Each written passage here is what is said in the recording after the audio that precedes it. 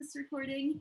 Welcome everyone. We do have a few folks watching on Instagram, and we may have some folks joining us yet tonight, and folks who are watching after the fact. So all of you, welcome. My name is Allison there, and this is Confidently in Charge, my virtual talk show experience that was born out of quarantine and needing to get social and interact with other people. So I have decided to kind of create this container to invite really cool people to come join me and talk about leadership. So tonight I'm super excited to have Jenn Uhen of the Pledgettes here. Jenn and I met through the Denver group Women Who Startup, I believe. We crossed paths there, and we got on the phone at one point and just had one of those sunny sunbeam human, recognized sunbeam human, we want to hang out, we want to work together. So I'm so excited to have Jenn, who leads the Pledgettes, here tonight to talk to us about finances, financial leadership, entrepreneurship, all of those amazing things. So Jenn, if you want to pop in and introduce yourself, we can go ahead and get started.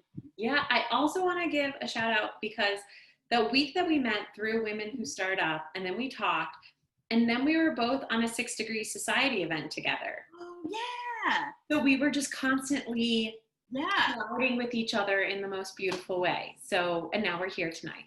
Yay. So I am Jenn Uhen. I am the founder of the Pledgettes, which is a community of supportive women making money moves to achieve their own personal financial goals. So there is so much self-leadership going on in the Pledgettes community because we recognize that every woman is on their own personal financial journey.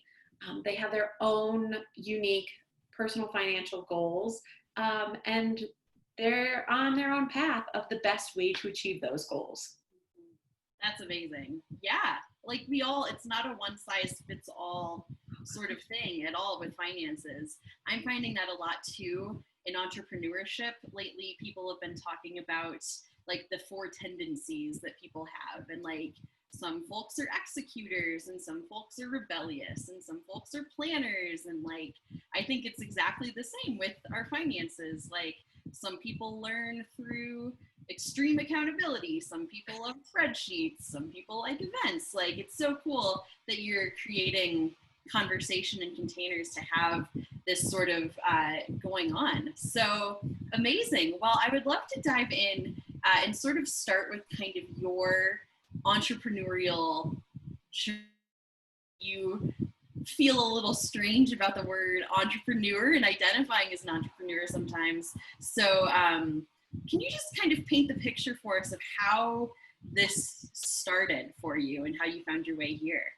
Absolutely. So yes, I get a little squirmy when people say you're an entrepreneur because I don't identify with that word, even though it accurately describes what I'm doing and who I am. So when Allison said that, and I cringed as we were talking, I told her I need to own it. So please use it. Yes.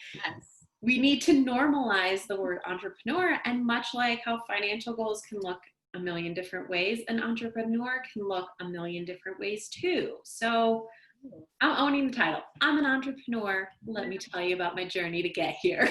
Yes.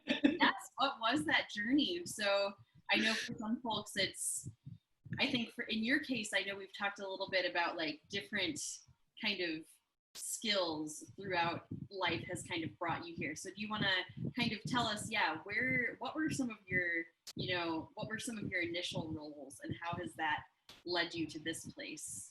Yeah, I think if anybody looks at my resume, which I spent my career connecting my clients to their audiences. I started in the music industry, connecting bands to their fans through touring, merchandising, social media.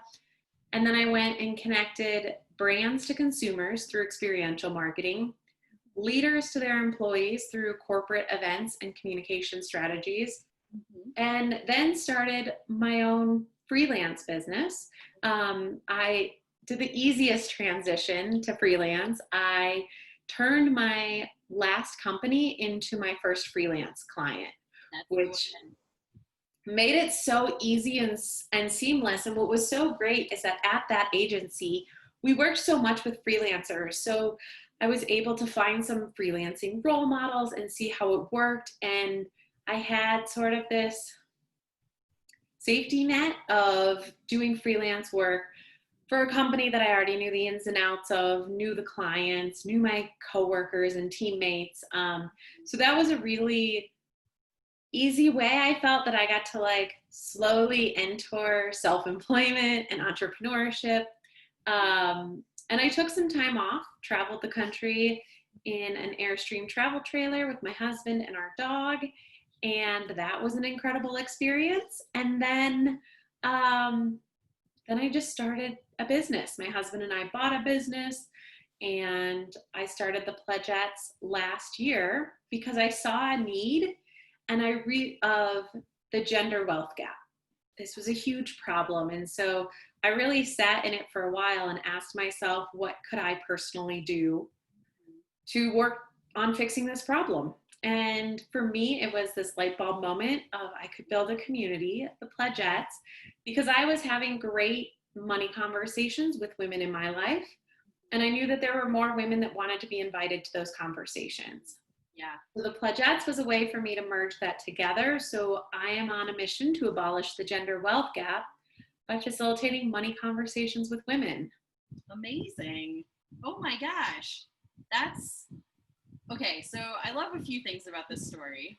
Basically, like, I love how you've taken these different skills and you've kind of identified that common theme of like, okay, yeah, I really like connecting people. I really like connecting audiences. I like connecting, clients and all. I love connecting. So I love that you kind of found that natural strength within yourself.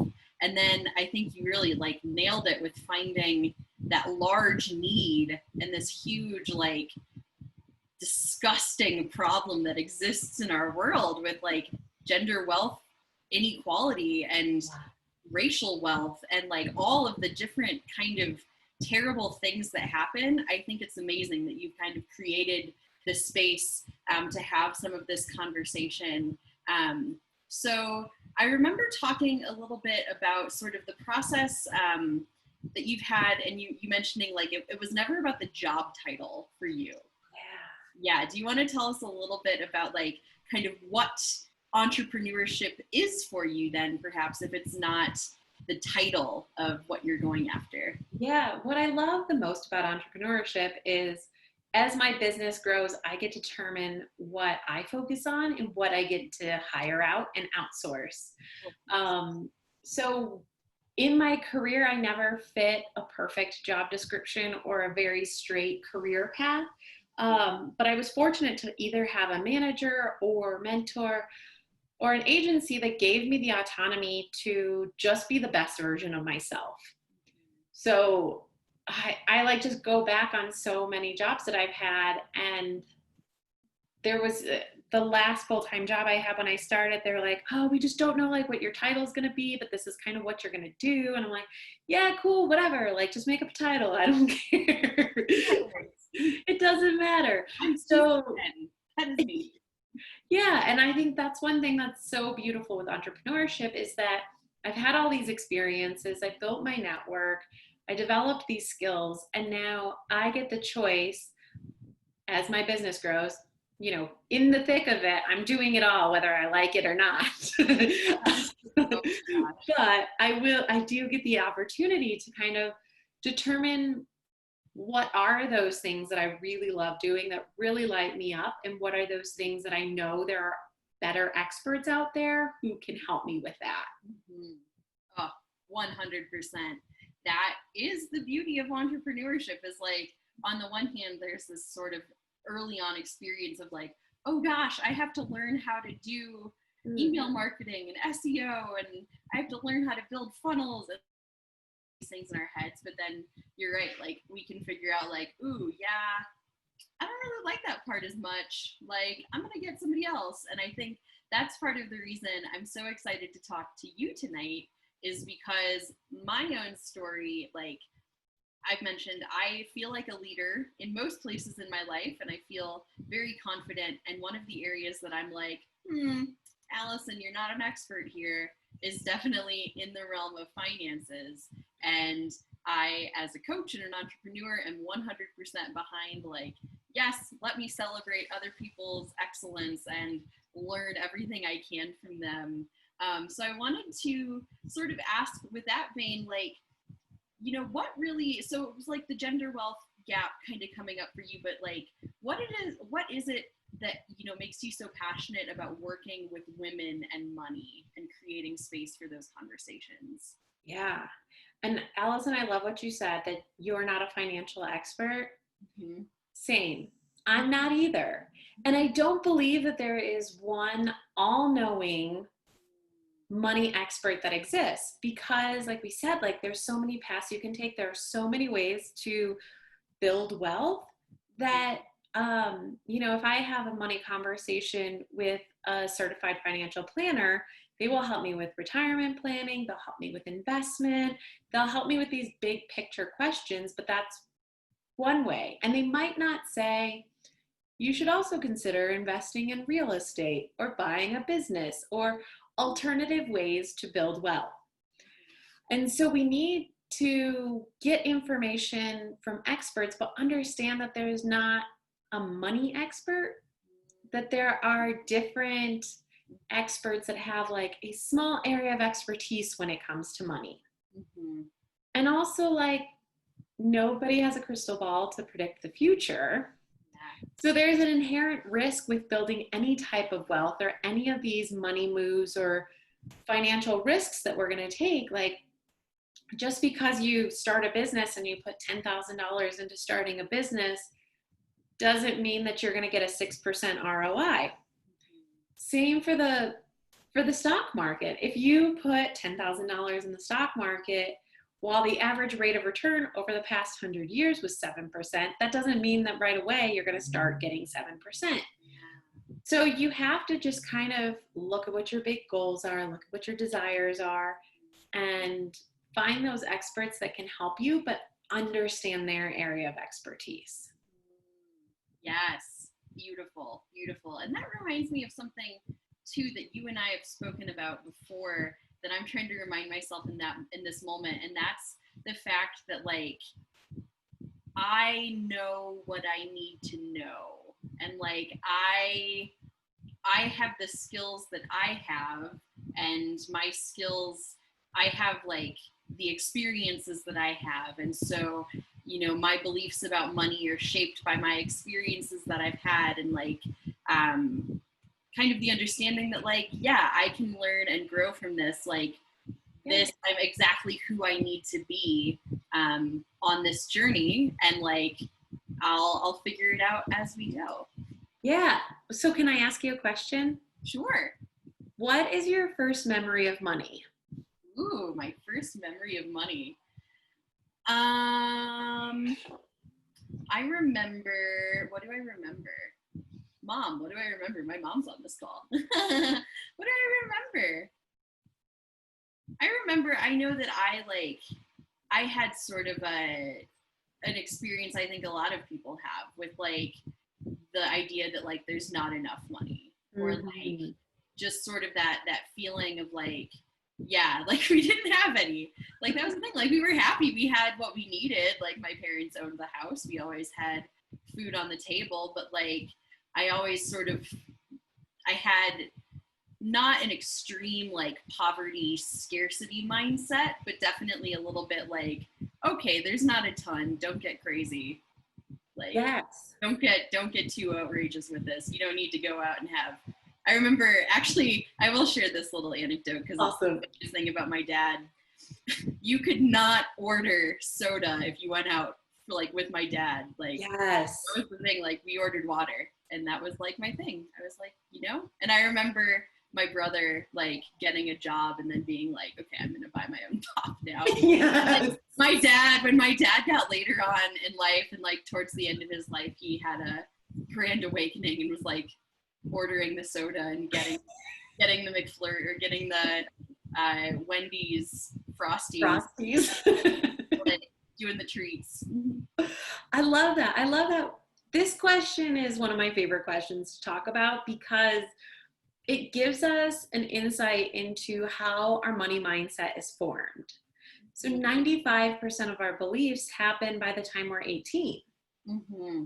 So if you grow up like this idea that you don't have enough money, you can't get soda when you go out, which is a common story that I hear, Allison. You are not alone. It was my dad. Like my mom said in the chat, like my mom and I were super fine being like, let's go to Starbucks, let's go to Target, like things. But it was always my dad who was like, nope. Yeah. And so that really informs our money mindset today. And that shows up for us in our daily choices, in how we set money goals, and how we talk about money, in our assumptions about others with money. Because, you start going out with your friends in high school and like, you go out to TGI Fridays and they all order soda and you're like, oh my gosh, you guys are ordering pop? Like, we don't do that in my family. So it's pretty awesome to see how these money mindsets, how these money experiences build into our money mindset. But the most beautiful thing about your money mindset is that it can evolve. Mm-hmm. So nobody was born with financial literacy. It was all learned. Mm-hmm. So we can either unlearn those negative experiences that we've had or take those on as money lessons, and we can start filling our money mindset with these positive money experiences of when we branched out and started a business. Like you and I were talking about, like when you feel so confident that you can invest in your business and it starts to come back to you so quickly and you're like, yes, that was the right decision. And now in your money mindset, you're like, I make good financial decisions in my business. Yeah, that's true. I mean, I have invested in working with a coach and like automatically already I'm seeing like just the amount of structure that it's introducing to my life. And like, yeah, the fact that like, okay, yeah, sometimes spending money, even like a large ticket item, like it can be exactly necessary. It can be exactly what you need. And like, it will serve me in countless ways, I'm sure. So, yeah. So, so let's see, where do we want to go from here? I'm trying to decide.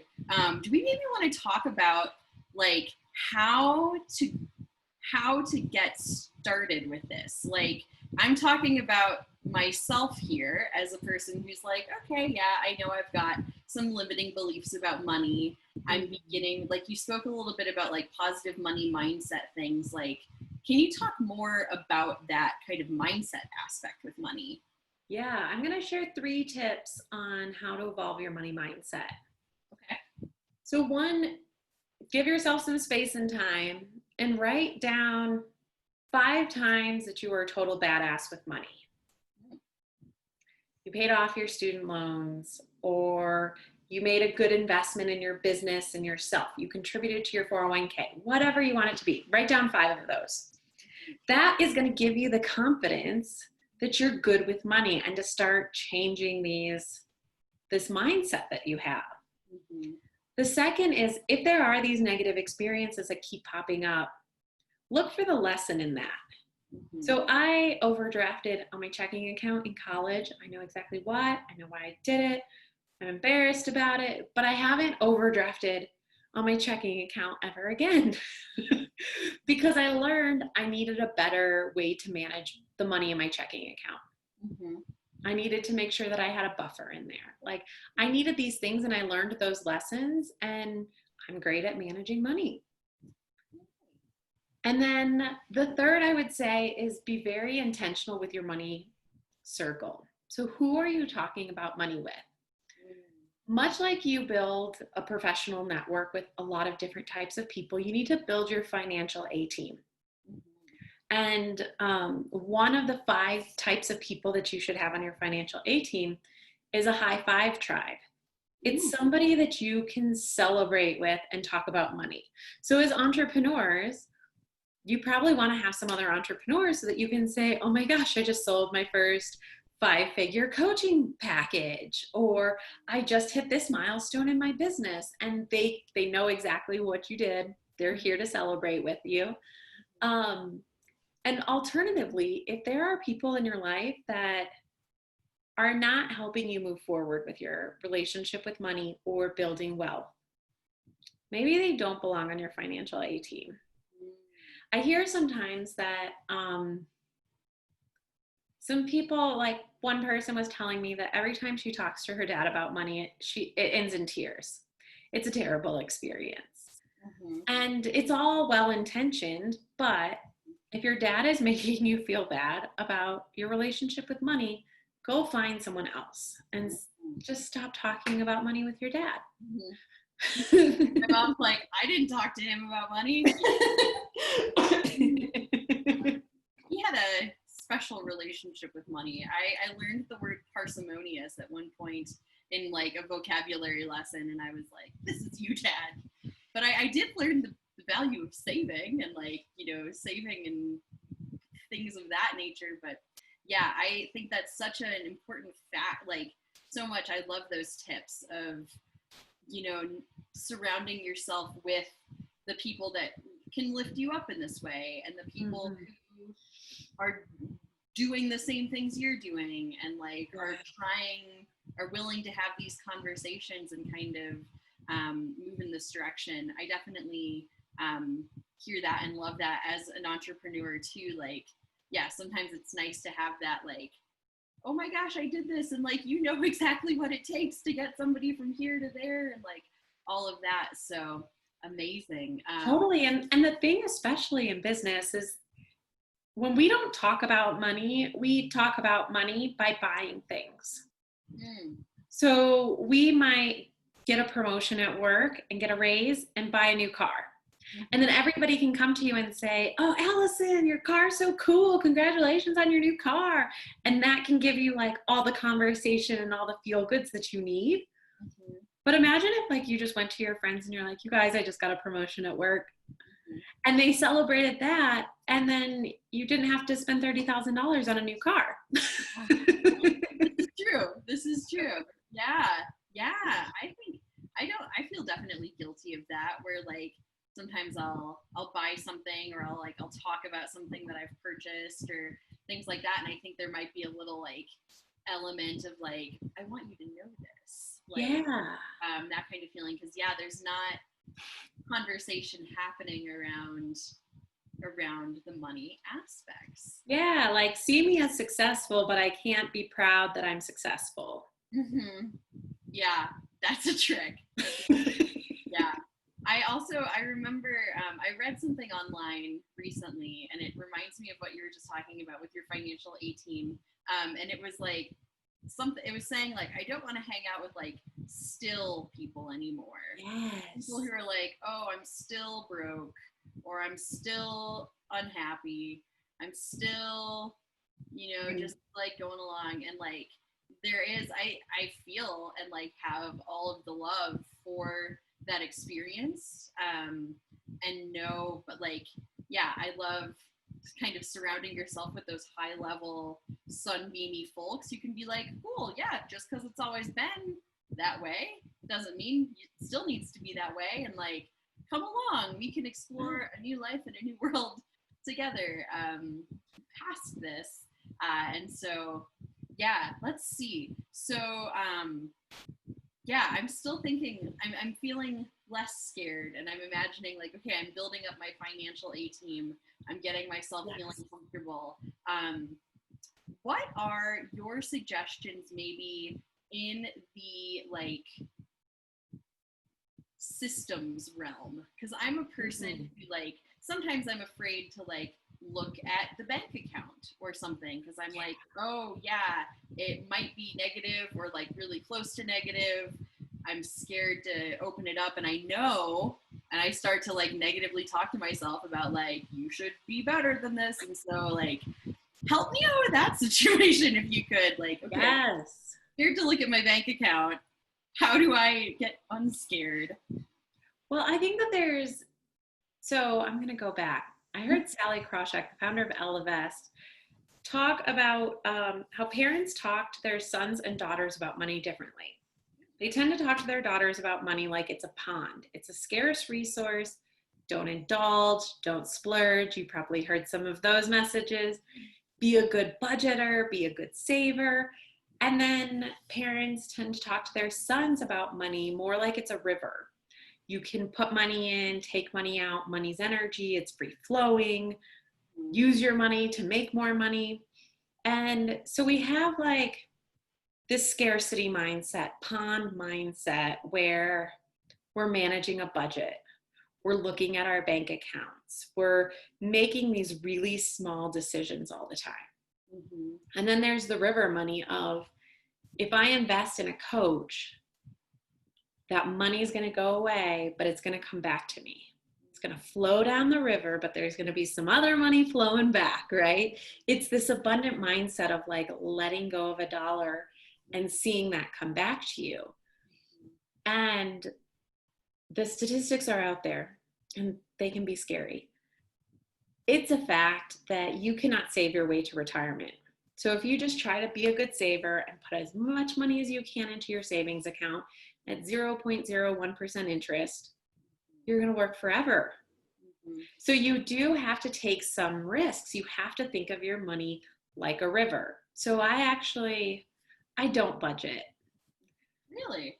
Budgeting just has kind of felt very restrictive to me, or I get too far into the weeds and it doesn't make me feel good. It doesn't do much to build my wealth. What I do is every month I do a net worth tracker. So it's really fun to like look at the house that I own and has that gone up in value, or watching the value of my car go down, but also like my loans are going down and maybe my bank accounts are going up. So to watch more of like that river movement of my money versus just here's one piece of the money is where I had my money and then it goes down. Mm-hmm. So if you're budgeting, you're kind of only looking at the downward flow of money and not really looking at the wealth creation and the wealth growth. Because, you know, your house, if you own a house, it's pretty solid that that's going to be worth more in 30 years than it is worth today. If you have money in the stock market, that's probably going to be worth more 30 years from now than it is today.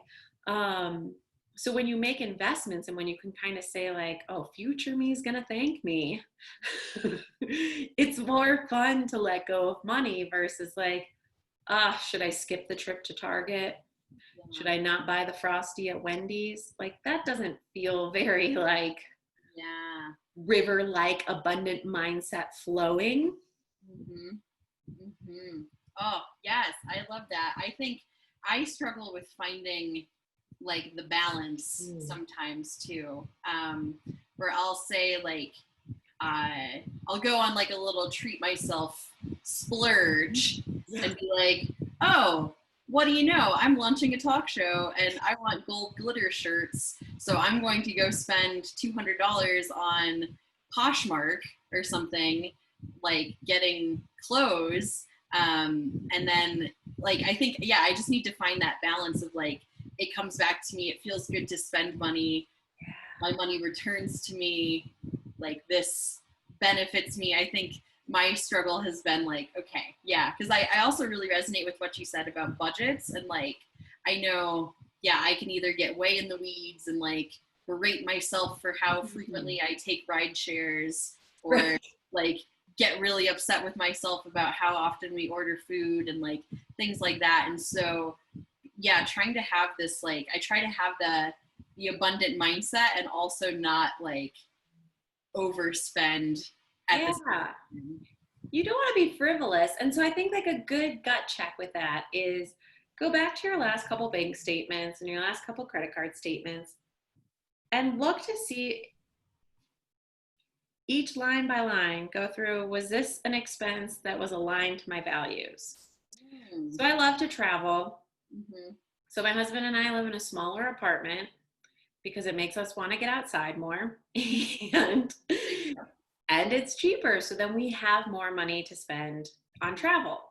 And it feels really good to spend money on travel because that's aligned to our values.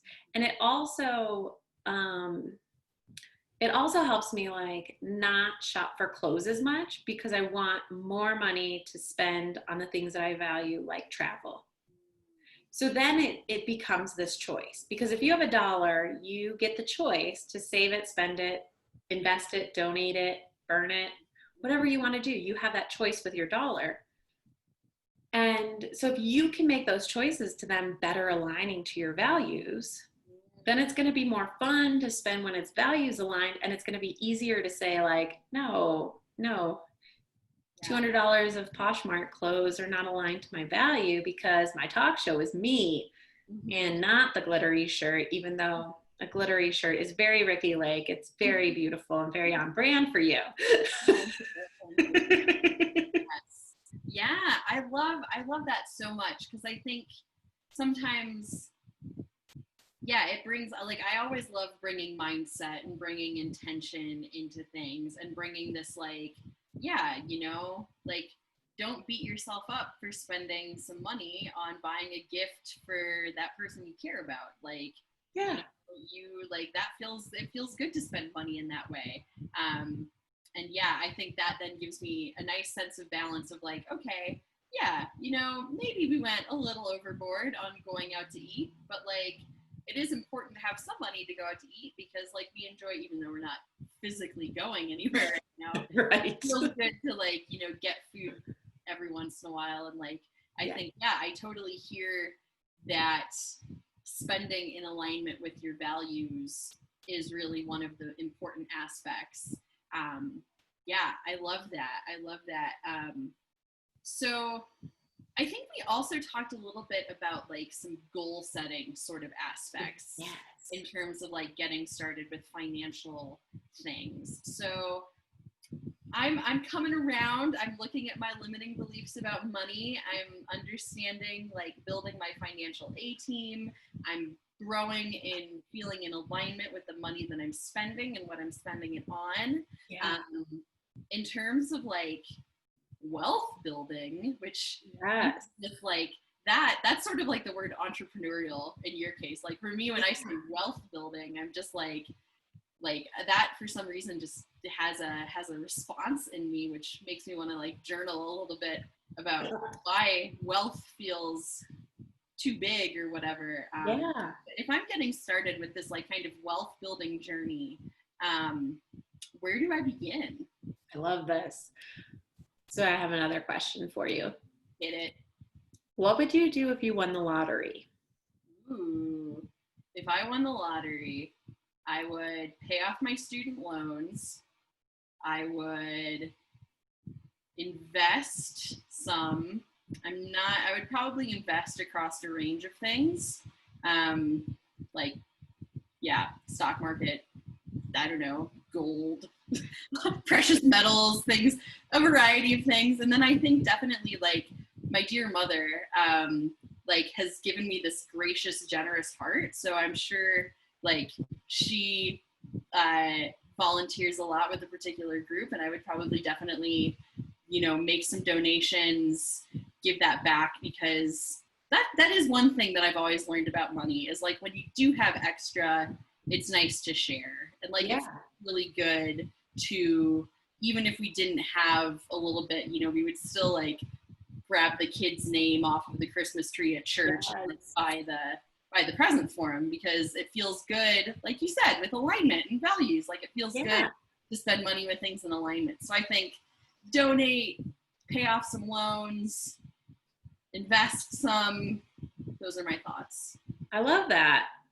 So thanks for sharing your big financial goals with me. Oh, what do you know? The great news is that everybody has an answer for what they would do if they won the lottery. And the awesome news is you can do a version of that answer before you win the lottery, or even if you don't win the lottery. So now that like you found these big goals of paying off debt, making donations, investing, now you can kind of look at like, how do I break those big goals into mini goals? And how do I do some action items that line up to those big goals? So paying off debt. So you can the thing about debt, investing, donating, all of it is like start small and then it can snowball. But the idea of like just giving every month. My husband gives $5 to Wikipedia every month. And at first when we got together and I saw that, I was like, what? Wikipedia? What? Why are we giving, what is that, $60 a month or $60 a year to Wikipedia? But we use Wikipedia. We like Wikipedia. It's $5 a month. Yeah. So, Wikipedia? That's a great point.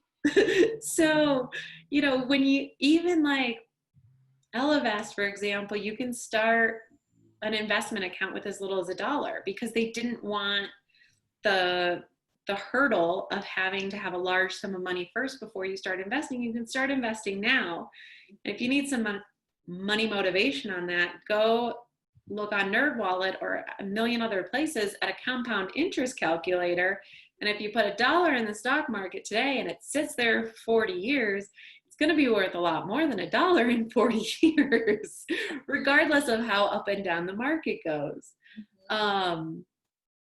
So what can you do for those organizations? And then also when you're working on these big goals, it'll be easier to say no to stuff that doesn't align to your values. And I think this beautiful quote that this financial advisor shared with me is that I think part of the money mindset thing is that we don't feel worthy of getting more money, or money is the root of all evil and money's for greedy people and selfish people. But she said this beautiful thing to me is that money will only amplify who you already are. So just imagine if all of these generous people were building wealth and then donating it back. So you don't have to have this perception of like a greedy rich person in your mind, because yourself, you're a generous person. And how cool is it with having the mindset that more money is only going to allow me to be more generous? Now I want to receive more money. Yeah. How do I start receiving more money? That is the question. You are well on your way, my friend. I feel like you are making some smart investments. And I think now with like more intentionality around your spending, you'll have that more money to spend in ways that align to your values. Yeah. Oh my gosh. So I'm trying to remember, you said a handful of wonderful things. Like everything that you've said has been wonderful. And I'm trying to think back. So investing, because like I know that that's something that I frequently hear, like, oh yeah, you can get started. There's like app-based situations. Like for some reason in my head, I picture stock market like I need to be in New York City wearing a suit with $50,000 in my pocket to like play this game. And like, I know that that's not the case. And I know that there are different approaches, but like, even, sometimes using something like Fidelity, like my spouse introduced Fidelity to my life. And like, I've learned a little bit about kind of tracking different things there, but still in terms of like diving into that, like I feel an overwhelm. And so I'm wondering like, what are some of those easy ways to get in the investing game? Yeah. One, go on Instagram and look up the hashtag I look like an investor.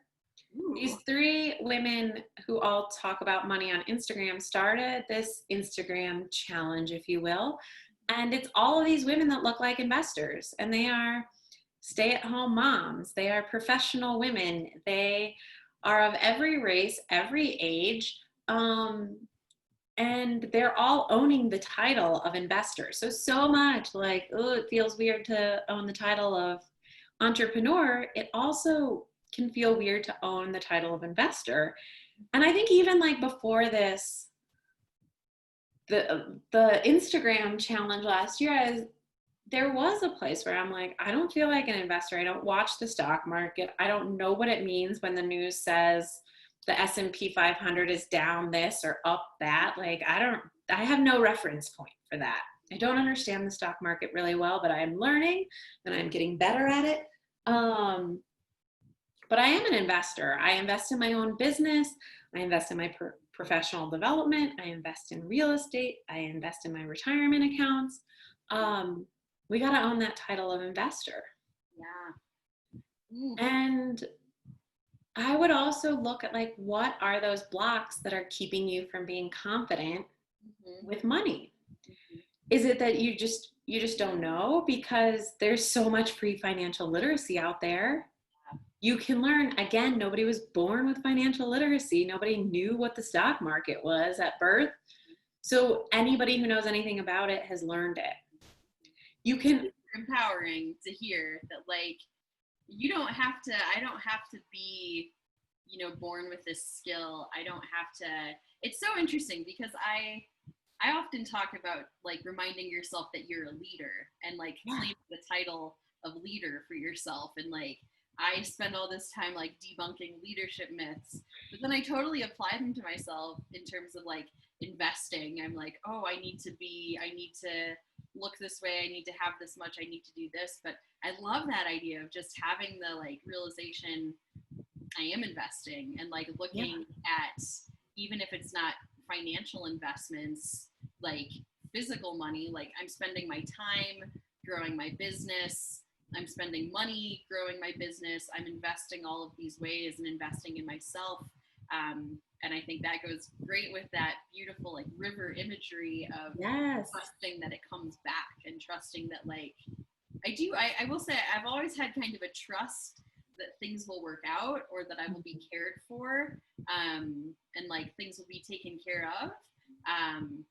But yeah, I love that kind of mindset of, like, I'm an investor and I can step into this space and own this title a little bit. Totally. And I was speaking to a woman entrepreneur last week, and she heard this great saying that was like, if you hold $1 too tightly in your hand, how will you ever be able to receive more?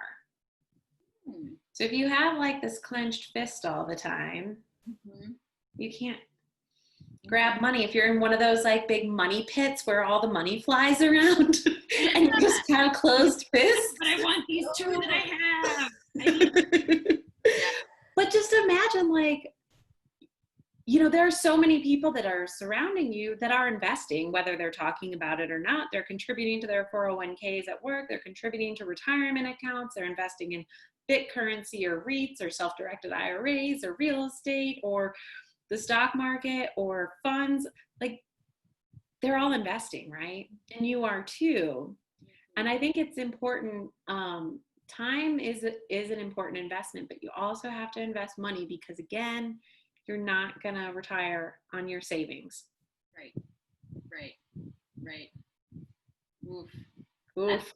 Scary, like, sad, I think, realization that generations are having at the moment of, like, oh wow, okay, we need to do some saving, we need to do some navigating. And I think, it's such a great reminder, like, all right, let's be empowered to figure it out. Let's be empowered to have the conversations. And, like, I'm now realizing that my own fear to look at any, like, to have the conversations, or to, think of myself as wealthy, or to go in that direction, like, I'm realizing just the importance of that. And, like I need, these are things I need to learn to know how to do. And so, it's very empowering.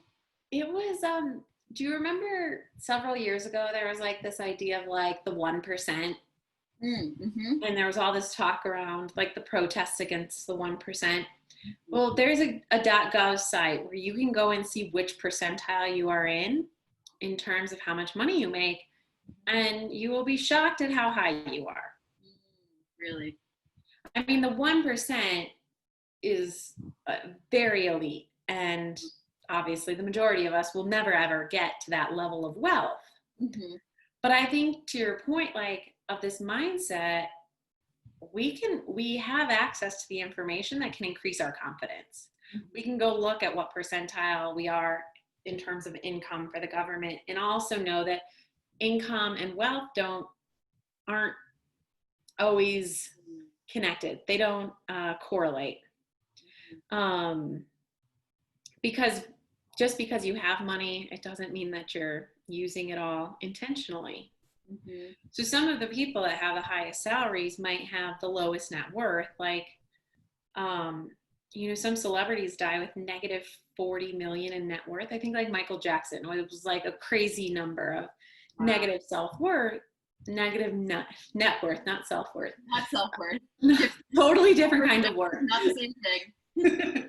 But they probably play off each other a little bit. Yeah, imagine. That's a whole nother conversation. That's a whole nother conversation. Mm-hmm.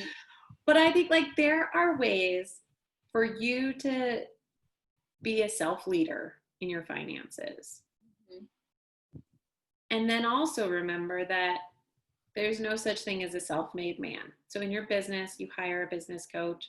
In school, you have a teacher, you've got your parents, you might have a tutor. There's all these people that have helped you achieve all these other goals. So why are we forcing ourselves to take on our financial goals by ourselves? That's a good point. Like everything else has been taught to us. Yeah. Or like we've had people instructing us. That's so true. Like a lot of this, I feel that like, oh, but you need to know this. And like, you're so right. Like you said earlier, like you're not born knowing these things. Like nobody is. It's the self-education. It's the putting yourself in the conversations. It's the asking about it. And like the thing that's really blowing my mind still as we're like moving towards the end of this year, the thing that's blowing my mind is like what my financial goals are based on what I would do if I won the lottery. Like, okay, cool. So I know that my like 3 financial goals are I want to pay off my loans, I want to invest, and I want to donate. And so I love that idea of like, cool, okay, let's get started. Let's get started.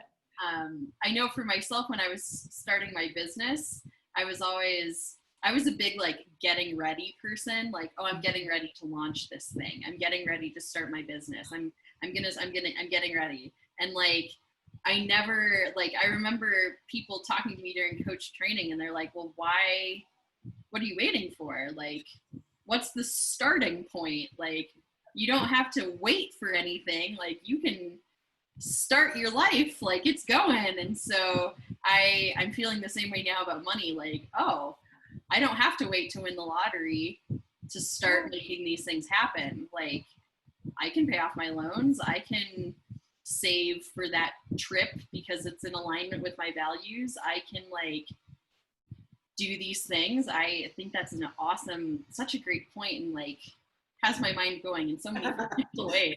Yes. But I would also, caution you of don't stay in this get ready phase too long with your money goals. Like, lay some out there and get to work, because there are a lot of women who are like this perfectionist. Like, I want to know everything about the stock market before I invest $1. It's like, no, just throw some money in there, figure it out along the way. If it doesn't work for you, you can take it out and move it or whatever you want to do, but you got to just start trying. You have to start. And so you kind of mentioned like, don't surround yourself with still people. So this is kind of coming back to it. And the word that I'd love to take away is just. So I just invest $10 a month. No, you invest $10 a month, right? Like, I just saved up and then I spent all my money on these glitter shirts. No, you saved up and bought glitter shirts. Like, yeah, that's such a great point. Language. I'm realizing how critical of a thing language is, and like the ways that we talk to ourselves and the ways that we kind of set money up for ourselves. I'm realizing so much, and I can't believe that it's already like 6:26. But I do want to say, like, I want to open the floor. We've talked about a ton of different things, but like, what are your closing thoughts on this? Anything that hasn't been mentioned, or anything that what's making your heart sing? I really want to get back to the leadership concept, because I think like we talked about this, like in my career, the leaders on my team, there's this one leader on my team that I'm obsessed with. And she was a coordinator on our team of 20. which was kind of the lowest, least experienced position. But she was a leader on the team because her organization was off the charts. And her recollection of how all the puzzle pieces were coming together was incredible. So we all had these puzzle pieces, and she put them together and built this beautiful puzzle. And we're all like, oh, how do we ever live without her? Mm-hmm. And it wasn't that she was paid the most. She didn't have the fanciest title, but she was the leader on our team because of the responsibility she put on herself and the actions that she took. And so I see the same thing in financial leadership of, I'm not a licensed financial professional. I don't have any training, but my message is about having money conversations to figure out your financial goals and to start making those moves and to hire the financial A team around you, because so often what I'm seeing is the financial professionals, if you talk to a realtor, she's going to say the best way to build wealth is to buy real estate. And if you talk to a financial advisor, they're going to say the best way to build wealth is to invest in the stock market.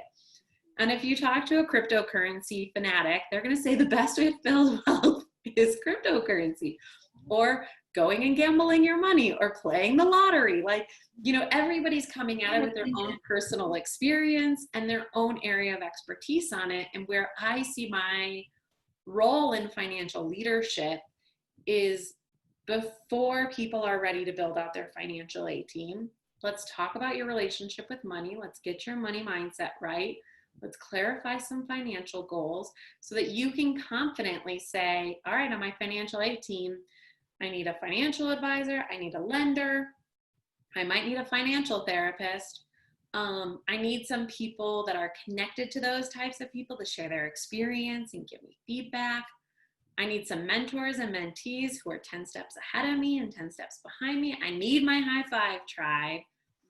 And the fifth is a diverse thinker. And that's somebody, for me, those are people who are investing heavily in the stock market because I don't understand it. I want to learn their experience. I want to learn their perspective.